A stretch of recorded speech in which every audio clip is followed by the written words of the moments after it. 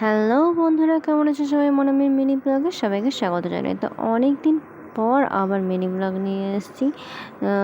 আজকে যে দিনটা তোমাদের সাথে শেয়ার করছি সেটা ছিল খুবই স্পেশাল। মানে খুব ভালো লেগেছে, খুব শান্তি, মানে একটা মন শান্তির একটা জায়গায় যাওয়া, সেখানে পুজো দেওয়া, সেখানে একটু দুজন মিলে আমরা বসে অনেকটা টাইম কাটাতে পারলাম।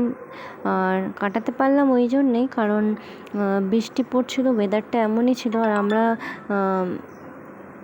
ছাতা নিয়ে যেতেও ভুলে গেছি আর রেনকোটও নিয়ে যাইনি, তো সেই জন্য আমাদেরকে ওখানে বসেই কাটাতে হয়েছিল বৃষ্টির টাইমটা। তো আমরা গিয়েছিলাম মৌলেশ্বর শিব মন্দির। তো আমার মানে শ্বশুরবাড়ির ওখানেই সমস্ত মানে পুজো, যে কোনো শুভ কাজের জন্য বা অন্নপ্রাশন যেরকমই হয় সব কিছুর জন্য এখান থেকেই প্রসাদ নিয়ে যে কোনো কাজ হয়। তো আমি এই বিয়ের পরেই প্রথমবার সেখানে গেলাম। জায়গাটা সত্যি খুব খুব ভালো আর একদম নিরিবিলি।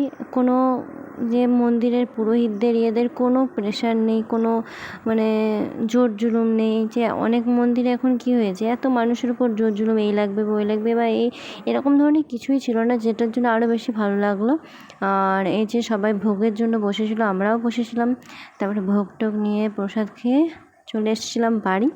দেন আসার পর আবার এখানে এক জায়গায় নিমন্ত্রণ ছিল, সেখানেও ছিল একটু গীতা পাঠের আয়োজন ছিল, সেটাও একটু অ্যাটেন্ড করে তারপরে বাড়ি চলে এসেছিলাম। তো এই ছোট্ট মিনি ব্লগটা তোমাদের কেমন লাগলো আমাকে অবশ্যই অবশ্যই জানিও। Thank you.